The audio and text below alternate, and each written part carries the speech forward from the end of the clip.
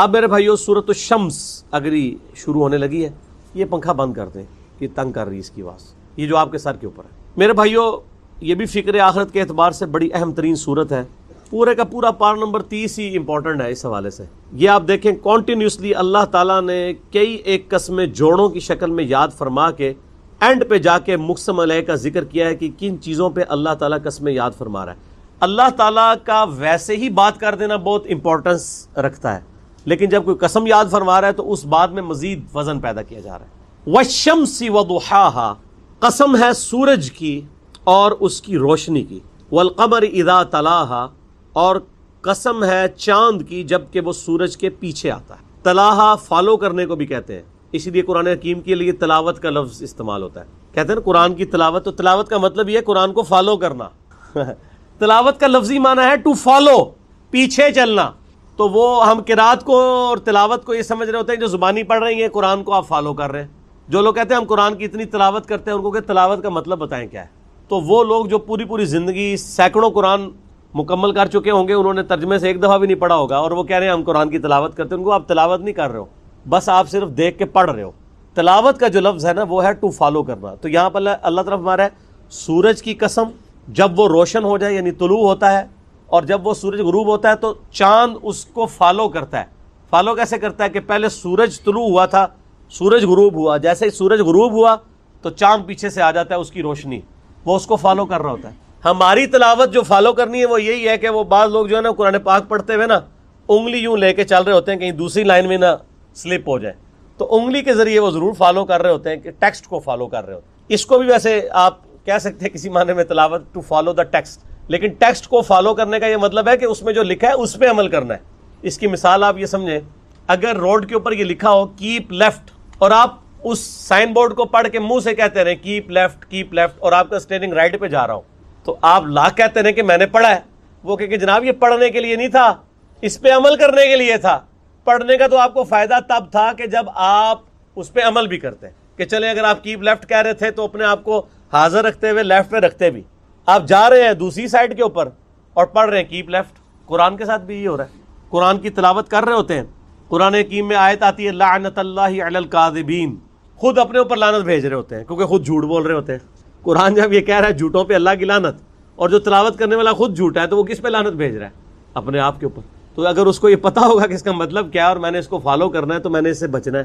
اس طرح سورہ حجرات میں اگر کوئی شخص پڑھ رہا ہے کہ جو شخص اپنے بھائی کی غیبت کرتا ہے تو وہ گویا کہ مردہ بھائی کا گوشت کھا رہا ہے، تو یہ اس کو جب ترجمہ پتا ہوگا تو تبھی وہ اس کام سے بچے گا نا۔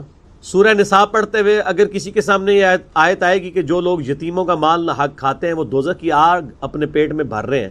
اب یہ تلاوت کرنے والے کئی لوگ ہیں جنہوں نے اپنے یتیم بھانجوں کا، بھتیجوں کا مال دبایا ہوا ہوتا ہے، داڑھی بھی ہوتی ہے، حاجی بھی ہوتے ہیں، نمازی بھی ہوتے ہیں، قرآن کی تلاوتیں بھی کر رہے ہوتے ہیں، حرام خوریاں اسی طریقے سے چل رہی ہوتی ہیں، کیونکہ قرآن کو وہ فالو نہیں کر رہے ہوتے، بس صرف قرآن کے ٹیکسٹ کو دیکھ کے پڑھ رہے ہوتے ہیں، تلاوت نہیں کر رہے۔ آمدہ کو کہنا تلاوت کی ہے، اس کو بتاؤ تلاوت کا معنی کیا ہے۔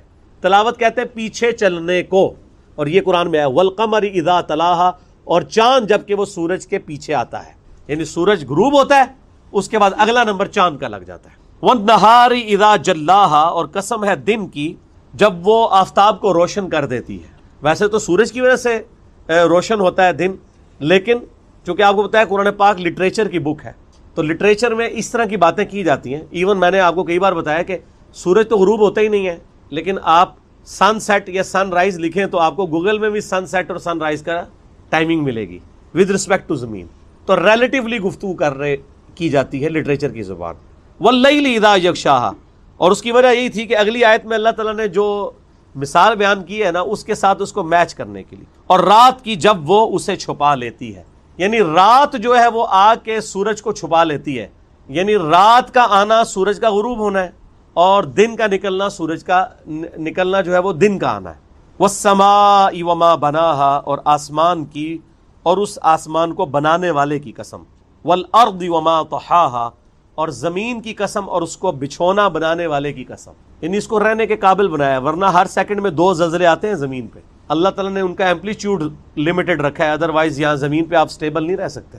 وَنَفْسٍ وَمَا سَوَّاهَا، اور قسم ہے انسانی نفس کی اور اس کو درست کرنے والے کی یعنی اللہ کی. فَأَلْهَمَهَا فُجُورَهَا وَتَقْوَاهَا، پھر اللہ نے اس کے یعنی نفس میں برائی اور نافرمانی دونوں کی تمیز ڈال دی ہے. وہ اس کو اس کی انسٹنکٹ میں الہام کر دیا، اسے پتہ ہے یہ اچھا ہے یہ برا ہے. یہ 8 آیات کے اندر اللہ تعالیٰ نے مختلف قسموں کو جوڑوں کی شکل میں یاد فرمایا. اس سے میسج یہ دیا ہے کہ جس طرح یہ سارے جوڑے ہیں نا، سورج کے ساتھ چاند کا جوڑا ہے، سورج دن کے وقت چاند رات کے وقت، دن اور رات کا جوڑا ہے، آسمان اور زمین کا جوڑا ہے، اور انسانی نفس کے اندر اچھائی کا مادہ اور برائی کا مادہ، یہ بھی جوڑے کی فارم میں. تو الٹیمیٹلی یہ جو دنیا کی زندگی تم گزار رہے ہو اس کا بھی کوئی جوڑا ہے، اور دنیا کا جوڑا کیا ہے؟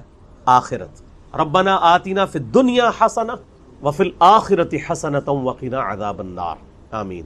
ان 8 آیات کے بعد وہ یونیورسل ٹروتھ آ رہا ہے، قد افلح من زکاہا، بے شک کامیاب وہ ہوا جس نے اپنے نفس کو پاک کر لی، تزکیہ کر لی. وقد خاب من دساہا، اور نامراد ہو گیا جس نے اپنے نفس کو مٹی میں ملا دیا، اس کو دبا دیا. یہاں فزیکلی دبانا مراد نہیں ہے، بلکہ انسان کو جو اللہ نے عقل اور شعور دی تھی جس کی وجہ سے وہ حق اور باطل میں تمیز کر سکتا تھا، اس کے باوجود اس نے اپنے اوپر خود ہی پردہ ڈال لیا. یعنی کبوتر کی طرح آنکھیں بند کر لیں اور سمجھا کہ بلی غائب ہے.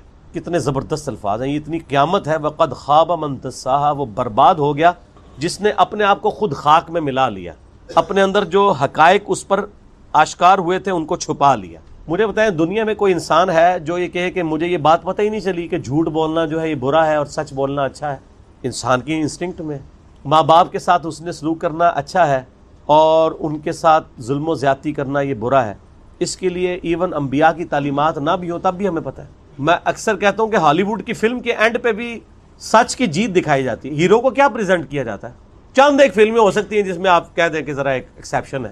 اوورال ایک اپ رائٹ بندہ دکھایا جاتا ہے، ٹروتھ لور دکھایا جاتا ہے، اور ظلم کے خلاف کھڑے ہونے والے کو ہیرو دکھایا جاتا ہے. کیوں؟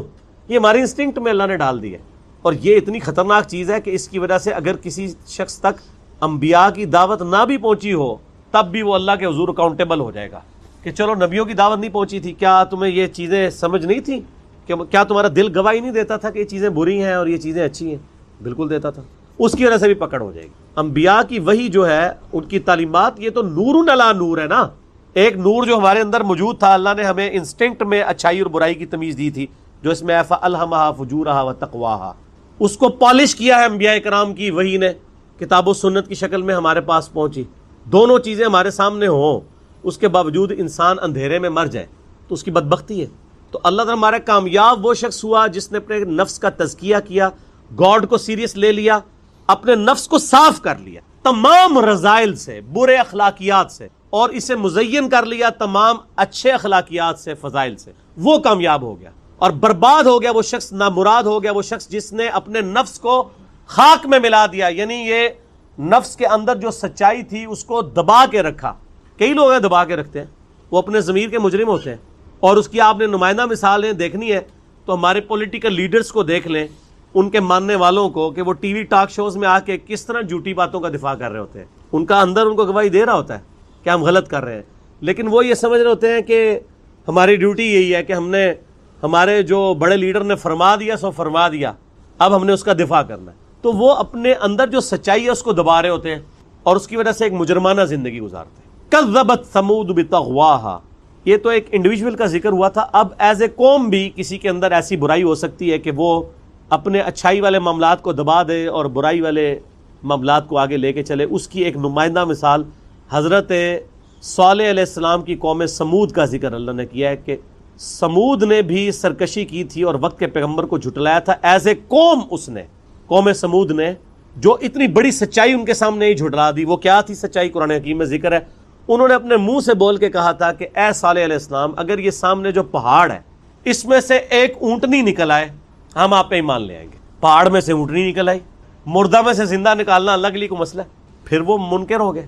الٹیمیٹلی ان پر عذاب آ گیا. اذ انبعث اشقاها، جب ان میں سب سے بڑا شکی کھڑا ہوا. فقال لهم رسول اللہ ناقۃ اللہ وسقیاها، تو وقت کے پیغمبر صالح علیہ السلام نے ان سے کہا اللہ سے ڈرو، یہ اللہ کی اونٹنی ہے، اس کی پانی کی باری مقرر ہے.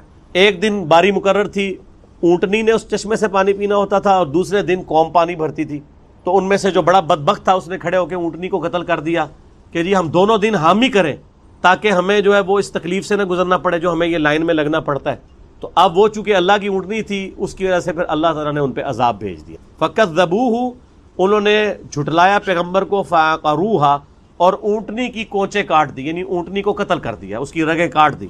فَدَمْدَمَ عَلَيْهِمْ رَبُّهُمْ بِذَنبِهِمْ تو تمہارے رب نے ان کو تباہ و برباد کر کے رکھ دیا ان کے گناہ کے سبب. فَسَوَّاهَا اور سب کو خاک میں ملا دیا. اللہ کا عذاب پھر ان کے اوپر آیا اور اللہ نے ان کو تباہ و برباد کر دیا. اور اس کے بعد کیا اللہ تعالیٰ فرما رہا ہے وَلَا يَخَافُ عُقْبَاهَا اور ہمیں کوئی خوف نہیں ہے جو کچھ ہم نے اللہ کی طرف رجوع لاؤ. اور وہ ہمیشہ یہ کہتے ہیں کہ ہم یہ جو تمہیں سکھا رہے ہیں یہ ہم خود تو سکھا ہی نہیں رہے، ہمیں اللہ نے سکھایا. تو پیغمبر تو پھر اللہ کے احکامات کو سمجھانے کے لیے دنیا میں آتے ہیں، وہ سیڑھی نہیں ہوتے اس اعتبار سے، وسیلہ ہوتے ہیں تو اس اعتبار سے کہ اللہ کے احکامات ہم تک پہنچاتے ہیں، اس اعتبار سے نہیں کہ ان کی عبادت کرنی شروع کر دی جائے جیسا کہ کرسچنز نے عیسیٰ علیہ السلام کے بارے میں کرنا شروع کر دیا. اور بخاری میں حدیث ہے دیکھنا میری شان کو اس طرح بلند نہ کرنا جس طرح نصارہ نے اپنے پیغمبر کی شان کو بڑھا دیا. میں اللہ کا بندہ اور اس کا رسول ہوں، مجھے اللہ کا بندہ اور اس کا رسول ہی کہنا. نبی علیہ السلام نے تو پہلے ہی اس کو کلیئر کر دیا اس بات کو. اچھا اس کے اوپر پھر میں ان کو پھکی دیتا ہوں. پھکی بغیر نہیں کام تھا جو کہنا جی چھت تک جانے کے لیے سیڑھی چاہیے، دیکھیں جی اس کے بغیر چھت تک نہیں پہنچ سکتے. تو پہلے تو ان کو لاجیکل یہ بات کریں کہ اللہ تعالیٰ تو چھت پہ ہے نہیں، وہ تو کہتا ہے میں تمہارے اشارت سے بھی زیادہ تمہارے قریب ہوں، تو اس کے لیے تو کہیں جانا ہی نہیں پڑتا، وہ تو کہہ رہا ہے میں تمہارے بالکل قریب ہوں. تو چھت بیچ میں کہاں ڈال دیا، یہ چھت تو بہت دور ہے، یہ تو لاجیکل بات ہے. پھر بھی نہ سمجھ آئے تو ان کو کہیں کہ دیکھیں اگر آپ نے دنیاوی مثالیں دینی ہے تو مجھے یہ بتائیں اگر کسی جج کی عدالت میں 100 جھوٹے گواہ پیش ہو جائیں پرہیزگار قسم کے داڑھیوں پکڑی اور کسی شخص کے اوپر جھوٹی گواہی دے دیں کہ یہ قاتل ہے، تو جج کو تو نہیں پتا کہ یہ جھوٹے ہیں، کیونکہ جج نے تو شواہد کی بنیاد پہ فیصلہ کرنا ہے. اس کو اللہ کی طرف سے حکم بھی یہی ہے کہ فتویٰ ظاہر پہ لگنا ہے، تو یقیناً جج اس کو پھانسی دے دے گا. مجھے آپ یہ بتائیے کہ اگر اللہ تعالیٰ جو قیامت کے دن کا جج اس کے سامنے زمین و آسمان کی ساری مخلوقات مل کے، سارے فرشتے مل کے، سارے پیغمبر مل کے، یہ for the sake of argument میں نعوذ باللہ ایسا نہیں کہ ایسا ہوگا، جھوٹی گواہی دے دیں کہ یا اللہ یہ تو بہت بڑا مجرم تھا دنیا، اس نے نیکی کی کوئی ایک رتی بھی نہیں، اور وہ ایسا نہ ہو، تو مجھے بتائیں کیا اللہ تعالیٰ ان ساری مخلوقات کی گواہی اس شخص کے خلاف قبول کر لے گا؟ تو اس کا مطلب اللہ کے لیے تو مثال ہی نہیں بیان ہو سکتی. کتنی بڑی پکی ہے. اے جناب جیلن شریف ہی تیار ہوں گی، ادھر وہ خود بھی مانیں گے، ان کو کہ نہیں آپ اسی اصول میں آئے نا سیڑھی والے میں کہ جج کو تو چاہیے کہ وہ فیصلہ کرے شواہد کی بنیاد پہ، تو اللہ کو بھی چاہیے کہ شواہد کی بنیاد پہ فیصلہ کر دے. کہیں گے نہیں اللہ کے لیے تو ایسی مثال بیان ہی نہیں کی جا سکتی. تو سر یہ جو آپ وسیلے اور بیچ میں سیڑھیاں اور پتہ نہیں کیا کچھ بنا رہے ہیں، تو یہ مثال آپ کیسے بیان کر سکتے؟ اور یہ آیت تو کتنی واضح ہے کہ میرے بندے جب تم سے میرے بارے میں پوچھ. ڈاکٹر سراج صاحب رحمہ اللہ نے ایک بہت بڑا ٹروتھ ریویل کیا ہے اس آیت کے حوالے سے. وہ کہتے ہیں کہ رمضان کے مہینے کے اوپر ڈسکشن ہو رہی ہے مسلسل 6 آیات، اور اچانک سینٹر میں یہ آیت آ گئی، تو یقیناً اس کا تعلق رمضان کا، کیونکہ اس سے پہلے بھی رمضان ڈسکس ہو رہا ہے، اس کے بعد بھی، اور کوئی تان ٹوٹی بھی نہیں ہے. آپ دیکھیں پھر ساتھ ابھی فقہی مسائل کے ڈسکس ہوئے ہیں نا کہ روزے چھوڑ سکتے ہو بیماری میں بھی اور اس طرح بھی، پھر تکبیر بلند کرو، پھر دوبارہ سے آپ فقہی احکام و مسائل شروع ہو جائیں گے رمضان کے روزے. وہ کہتے ہیں کہ جی یہ سینٹر میں، اور یہ ایگزیکٹ سینٹر میں آئے، وہ کہتے ہیں اس کا مقصد یہ ہے کہ رمضان وہ مہینہ ہے جس میں آپ قرآن کے ذریعے اللہ تک پہنچ سکتے ہیں، کیونکہ قرآن ہی تو تذکیر کرتا ہے انسان کی. اگر اس کا ترجمہ آتا ہو یا ترجمہ نہ آتا ہو تو کم از کم آپ ایئر فلائٹ موڈ میں کر کے موبائل یا مصحف ہاتھ میں لے کے تراویح میں کھڑے ہو جائیں اور آپ کو پتا ہو ترجمے والا قرآن ہو کہ کیا قاری صاحب تلاوت کر رہے ہیں، تو پھر تو آپ پہ اثر ہوگا. صحابہ کرام کو تو یہ کوئی پریشانی نہیں تھی، تو ان کی اپنی زبان تھی. تو جب کوئی شخص رمضان میں عبادت کرتا ہے پورا دن بھوکا پیاسا رہتا ہے اور رات کو کھڑا ہو جاتا ہے قرآن سننے کے لیے، کتنی تکلیف اٹھاتا ہے. دن کو اپنی بھوک اور پیاس کو برداشت کرنا، پیٹ کی قربانی دینا، اور رات کو نیند کی قربانی دینا، دونوں قربانیاں. تو انسان کے دماغ میں ایک بات تو آتی ہے نا کہ میں جس کے لیے قربانیاں کر رہا ہوں کیا اس کو بھی پتا ہے کہ میں اس کے لیے کیا کچھ کر رہا ہوں؟ جب انسان کو یہ پتا ہونا کہ میں جس کے لیے کر رہا ہوں وہ مجھے دیکھ رہا ہے، پھر تکلیف جھیلنی آسان ہو. یہ ایک نیچرل چیز. آپ اپنے دنیاوی کسی دوست کے لیے کوئی تکلیف اٹھا رہے ہو نا، اور آپ کو یہ پتا چل جائے کہ میرے اس دوست کو پتا چل گیا کہ میں اس کے لیے اس مصیبت سے گزرا ہوں، تو آپ کے لیے وہ تکلیف جھیلنی آسان ہو جائے. کیوں؟ انسان کو اندر سے خوشی ہوتی. صحابہ کرام بھی نبی علیہ السلام سے سوال کرتے تھے، لیکن اس میں وَإِذَا سَأَلَكَ عِبَادِي، اے نبی میرے بندے آپ سے پوچھتے ہیں میرے بارے میں. کیوں پوچھتے ہیں؟ کہ دیکھو جی بھوک پیاس نیند قربان کر رہے ہیں، اللہ خوش ہے نا ہم سے، اللہ کو تو پتہ ہے نا ہم اس کے لیے. یعنی آپ نے تقوی اختیار کرنا ہے اور اس کی طرف وسیلہ اختیار کرنا. وسیلہ پیورلی عربی کا لفظ ہے، اس کا پنجابی والے وسیلے کے ساتھ کوئی لینا دینا نہیں. جو یہاں پہ وسیلہ بنا لیا گیا ہے، عربی کا وسیلہ اور ہے، پنجابی کا وسیلہ اور ہے. اردو زبان میں ہم جو دین کی اصطلاح کے طور پر جو وسیلہ استعمال کر رہے ہوتے ہیں وہ اور ہے. یہاں کا وسیلہ کیا ہے؟ انڈیا پاکستان بنگلہ دیش کا، یا یہاں پہ جو فرقے ہیں بریلوی دیوبندی جو ڈومیننٹ آپ کو جو نظر آتے ہیں، ان کا وسیلہ یہ ہے کہ یہ سمجھتے ہیں کہ اللہ تعالیٰ تک ڈائریکٹ نہیں پہنچا جا سکتا تو بزرگوں کو بیچ میں ڈال دیا جائے. اور پھر مثال کیا دیتے ہیں؟ کہتے ہیں دیکھیں جی چھت پہ آپ ڈائریکٹ نہیں پہنچ سکتے، سیڑھی کے ذریعے پہنچیں گے، لیکن پوری زندگی سیڑھی کے اوپر کھڑے ہو کے گزار دیتے ہیں، یعنی بابوں کے قدموں میں رہتے ہیں، چھت تک نہیں پہنچتے پھر بھی. یعنی کبھی تو اللہ تک پہنچ جائے نا، پھر کہیں گے بابا جی سائڈ دو تسی ہن سانو اللہ نال ڈائریکٹ ہون دیو. اور پیر نصیر الدین نصیر صاحب نے کتاب لکھی نا پیری مریدی کی شرعی حیثیت، اور ایک اور کتاب الجواہر التوحیدیہ فی التعلیمات الغوثیہ. شیخ عبدالقادر جیلانی کی کتاب ہے فتوح الغیب، توحید کے اوپر بڑی کلاس کی کتاب ہے، اتنی زبردست کہ امام ابن تیمیہ نے اس کتاب کی شرح لکھی ہے. تو اس کے اقتباسات جو ہے نا پیر نصیر الدین نصیر رحمہ اللہ نے نا جمع کیے الجواہر التوحیدیہ، یعنی توحید کے موتی شیخ عبدالقادر جیلانی کی تعلیمات کی روشنی. اس میں انہوں نے لکھا ہے کہ یہاں لوگوں کو بڑا کرنے کے لیے ان کے ساتھ اللہ کا نام جوڑا جاتا ہے اور کہا جاتا ہے یہ اللہ کا ولی ہے یا اولیاء اللہ ہے. اللہ کا نام جوڑ کے اسے بڑا کیا جاتا ہے. جب وہ بڑا ہو جاتا ہے پھر اسی کو پکڑ کے رکھتے ہیں، پھر اللہ بیچ میں سے نکل جاتا ہے، صرف ولی رہ جاتا ہے. ولی اللہ کا بھی اللہ ختم ہو جاتا ہے. آپ دیکھ لیں ولی اللہ